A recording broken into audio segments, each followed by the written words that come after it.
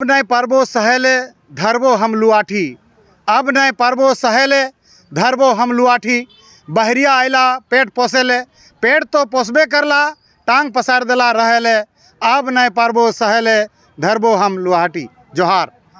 बहुत ही दुख के साथ, बहुत ही पीड़ा के साथ, बहुत ही संघर्ष करने के बाद, सड़क पर आंदोलन करने के बाद, बरसों आंदोलन के बाद जब सरकार ने और विपक्ष ने कोई भी झारखंड के युवाओं के साथ, किसानों के साथ, वहाँ के झारखंडियों के साथ कोई भी हितकारी नीति नहीं बनाया, तब हम लोग रामगढ़ उपचुनाव का एक अवसर आया जिसमें बताया गया था, उसमें तिथि जब आया तो बताइए 1 महीने में सारा प्रक्रिया जो है ख़त्म हो जाने का बात कहा गया था। अभी 27 फरवरी को जो रामगढ़ उपचुनाव होने वाला है, सिर्फ 2 दिन के बाद ही वहाँ पर इलेक्शन होने वाला है। 2 दिन के बाद ही वहाँ इलेक्शन के बाद रिजल्ट आ जाएगा। और कौन ऐसी प्रक्रिया है जेपीएससी में, कौन ऐसी प्रक्रिया है जेएसएससी में, मैं पूछना चाहता हूँ झारखंड के 325 करोड़ जनता से। मैं पूछना चाहता हूँ कि झारखंड के उन नेताओं से, मंत्रियों से आप लोग जवाब दीजिए, सोचिए कि कौन ऐसा प्रक्रिया है कि वो 5 साल में जे बना के रख दिया गया है। जेएसएससी 2007 से एग्ज़ाम नहीं हुआ है। 2000 सीजीएल जो है 2016 का एग्ज़ाम एक बार 16 में भराया, एक बार 18 में भराया, फिर रद्द हो गया, फिर रद्द हो गया। अभी 2019 में वो भी रद्द हो गया। तो हो क्या रहा है झारखंड में? झारखंड में कोई भी परीक्षा समय से नहीं होती है। चुनाव क्यों समय से हो जा रहा है? और कोई परीक्षा समय पर होती नहीं है, और होती भी है तो रद्द हो जाती है, कोर्ट चली जाती है, कचहरी चली जाती है, और क्या नहीं नतीजा होता है। लेकिन देखिए चुनाव की प्रक्रिया, निर्वाचन आयोग की, ये आयोग की योग्यता कि उसमें नेताओं ने अपने लिए कितनी बेहतरीन व्यवस्था बना रखी है। 1 महीना में सारा प्रक्रिया ख़त्म हो जाता है, कोई परीक्षा रद्द नहीं होती, कोई भी इलेक्शन रद्द नहीं होता, कोई भी डेट जो है फिक्स रहता है, समय पर होता है, पारदर्शी होता है और चुस्त और दुरुस्त होता है। उसके जो नॉमिनेशन फ़ी होता है वो भी वापस हो जाता है। लेकिन हम लोग फॉर्म भरते हैं तो हमारा फ़ी काहे वापस नहीं होता है। तो बहुत सारे पीड़ा है, दर्द है, कोई नीति नहीं बना हम झारखंड वासियों के लिए। इसीलिए झारखंड में अब विधानसभा में हम लोग जाएंगे और नीति बनाएंगे। इसीलिए हम चुनाव मैदान में हैं। और मेरा नाम इमाम सफ़ी हुआ। हम आंदोलनकारी हैं, खतियान आंदोलनकारी से लेकर के तमाम छात्र आंदोलनकारी। ये बताने की ज़रूरत नहीं है झारखंड वासियों को, वो सब जानते हैं। और मेरा जो है चुनाव चिन्ह मिला है टॉर्च छाप, उसी पर मोहर लगाना है और हमें भारी से भारी मतों से जिताना है। बिल्कुल बिल्कुल, टॉर्च के द्वारा नेताओं को रास्ता दिखाएंगे। उन लोगों को कुछ सूझ नहीं रहा है, कुछ कर नहीं पा रहे हैं। वो लोग नियोजन नीति को जो पहले से बना है रद्द कर देते हैं, लेकिन नियोजन नीति अपना बनाते हैं तो कोर्ट रद्द कर देता है। अभी खतियान वाला जो राज्यपाल के पास भेजे वो भी वापस हो गया। उन लोगों को योग्यता ही नहीं है। मूर्ख लोगों को नेता मंत्री अभी बनकर बैठे हुए हैं। अगर हम लोग पढ़े लिखे लोग आ गए तो ज़रूर बदलाव आएगा, और आप लोगों के लिए और हमारी ज़िंदगी, हमारे बच्चों के भविष्य के लिए कुछ उज्ज्वल होगा। बस ये पूछना चाहता हूँ कि जो भी अभी इस समय आजसू से जो सुनीता चौधरी को उतारा गया है, कांग्रेस से जो यहाँ पे बजरंग को उतारा गया है, तो क्या उनके अंदर इतनी योग्यता है? फिर उतनी बड़ी जिम्मेदारी आप उन पर कैसे सौंप सकते हो? क्योंकि अगर मैं बात करूँगा आजसू का भी या बात करूँगा कांग्रेस का भी, तो क्या आजसू में कोई और उनके जो कैडर हैं, उनके जो कार्यकर्ता हैं, क्या वो योग्य नहीं थे? एक से एक पढ़े लिखे योग्य थे वो उनके पास, लेकिन उनको नहीं दे करके इन्होंने अपनी बीबी को ही उतारा है। और इधर कांग्रेस में क्या योग्य उम्मीदवार नहीं थे? बहुत सारे योग्य कैडर थे उनके पास, बहुत सारे योग्य कार्यकर्ता थे, लेकिन उनको ना उतार करके बल्कि इन्होंने पति को उतारा है। मतलब कि देखा जाए तो राजा का बेटा ही राजा बनेगा, मंत्री का बेटा ही मंत्री बनेगा। तो किसान का बेटा क्या करेगा? केवल सुअर चराएगा, घास चराएगा, मुर्गी पालेगा। मजदूर का बेटा क्या करेगा? बकरी पालेगा। हमारा भी अधिकार है कि हम भी सदन में जाएंगे, हमारा भी अधिकार है, हमारे अंदर योग्यता भी है यार।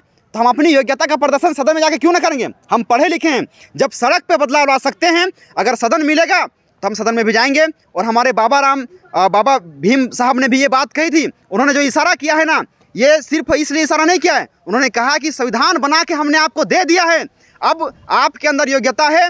जब तक से आप सदन में कब्जा नहीं करोगे तब तक वो आपका संविधान बेकार है। क्योंकि संविधान को हम कितना भी अच्छा संविधान क्यों नहीं बना देंगे, अगर उसको चलाने वाले कोई योग्य उम्मीदवार नहीं होंगे तो वो संविधान फ्लॉप हो जाएगा, बेकार हो जाएगा। इसलिए हम योग्य उम्मीदवार को वहाँ भेज रहे हैं। पढ़े लिखे जुझारू युवा उम्मीदवार आपके पास वोट होगा। हम तो केवल प्रचार कर रहे हैं अपना, युवाओं का दुख दर्द को लोगों तक पहुंचा रहे हैं। और वो दुख दर्द युवाओं का सिर्फ नहीं है, उनके घर में जो युवा है उनका है। और उसी दुख दर्द को हम लोग लोगों के सामने ला रहे हैं कि सरकार किस तरह से वादा करती है, छल कपट करती है और फिर आपके बच्चे के सपने को पलक झपकते ही तोड़ देती है। 5 साल तक उसे मजबूर करती है कि तुम पढ़ो, हम तुम्हारे साथ हैं, तुम्हें रोज़गार देंगे। फिर बोलती है कि पढ़ो, हम तुम्हारे साथ हैं, तुम्हें रोज़गार देंगे। और 5 साल के बाद पता चलती है कि वो सरकार उसे धोखे में रख रही थी, उसको रोज़गार नहीं दिया गया। एक नियोजन नीति सरकार से जब ढंग से नहीं बना पा रही है तो जाहिर सी बात है कि इतने सारे लोगों को रोज़गार कैसे दे पाएगी। जब झारखंड में 5 लाख नौकरी अभी पेंडिंग पड़ी हुई है, सारी की सारी बहालियाँ अभी रोकी गई है, क्यों रोक के रखा गया है सर? तो ऐसे में मैं बोलना चाहूँगा कि जो भी युवा हैं, हम लोग वहाँ पर अपना युवाओं का अपना खुद का शक्ति प्रदर्शन करेंगे। और जो आप देख रहे हैं कि अभी वर्तमान में कि बड़ी बड़ी राजनीतिक पार्टियां हैं, जब वो महागठबंधन कर सकती है, जब बड़ी बड़ी राजनीतिक पार्टियां हैं वो आपस में जुड़ करके झारखंड को लूट सकती है, तो हम झारखंड के युवा एक साथ एक मंच पे क्यों नहीं आ सकते हैं?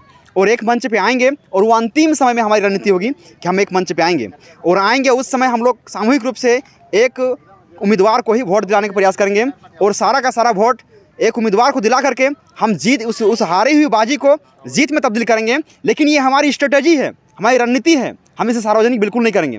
लेकिन आने वाले वक्त में बिल्कुल हम लोग जब डोर टू डोर कैंपेन करेंगे तो वहाँ बताएंगे, वहाँ की जनता जानेगी, जनता जनार्दन जानेगी कि हमें वोट किसको करना है। इतने प्रत्याशी तो आ रहे हैं, लेकिन इन प्रत्याशियों में से भी एक योग्य उम्मीदवार को चुना जाएगा और उस योग्य उम्मीदवार को वोट दिया जाएगा। मैं इसलिए योग्य बोल रहा हूँ क्योंकि आप लोगों ने देखा होगा शुरू से कि हर एक मीडिया में, हर एक प्रेस में देखा होगा आप लोगों ने कि बड़े बड़े सुनहरे अक्षर में लिखा रहता है कि एकमात्र आपका उम्मीदवार जुझारू, योग्य और एकमात्र युवा प्रत्याशी जो आपके हक के लिए लड़ता है। तो ये सिर्फ युवा मतलब कि अखबारों में देखने को मिलता था, हालांकि वो असलियत में उनके पास योग्यता नहीं होती थी, लेकिन उसके बाद भी योग्य उनके नाम के आगे लिख दिया जाता था।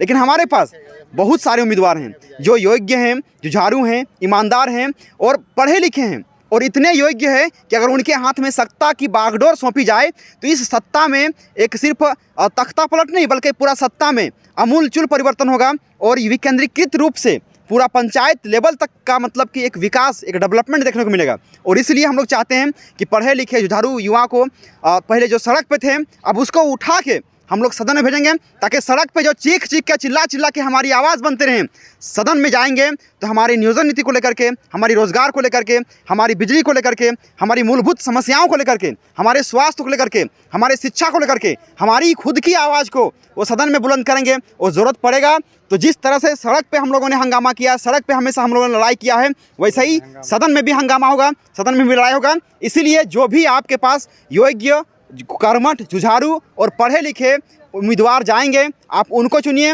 उनमें बहुत योग्यता है। और नहीं तो जनता जनार्दन है उसका फैसला करेगी। जनता को खुद ये बोलना चाहिए कि जितने भी कैंडिडेट हैं सबको एक मंच पर बैठाया जाए, उनसे डिबेट लिया जाए।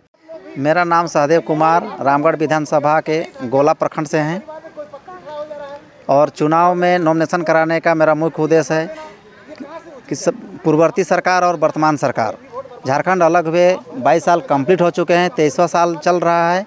और इस 23 साल के दरमियान में पूर्ववर्ती सरकार और वर्तमान सरकार छात्रों के लिए किसी तरह का कोई नीति निर्माण नहीं किया, कोई रोज़गार उपलब्ध कराने के कोई सुविधा उपलब्ध नहीं कराया अभी तक, और ना कोई नियमावली बनाने के पक्ष में है। सिर्फ और सिर्फ जो है चुनावी मुद्दा बनाते हैं और छात्रों को ठगने का काम किया है सरकार ने। और इसी के खिलाफ हम लोग जो है राजनीति में आए हैं और नॉमिनेशन करा के और विधानसभा का चुनाव लड़ने के लिए रामगढ़ उपचुनाव से खड़े हैं। तो क्या स्थानीय नियोजन नीति ने बनाई थी? स्थानीय नियोजन नीति तो एक मुद्दा है ही, स्थान नीति भी नहीं बना, ना कोई नियोजन नीति अभी तक झारखंड में बन पाया। 22 साल में एक भी नीति नहीं है। एक सरकार आती है फिर बनाती है, दूसरी सरकार आती है फिर रद्द कर देती है। तो ये झेलना पड़ रहा है सिर्फ हम लोग छात्रों को। और बड़ी आशा उम्मीद के साथ घर वाले भेजते हैं पढ़ने के लिए।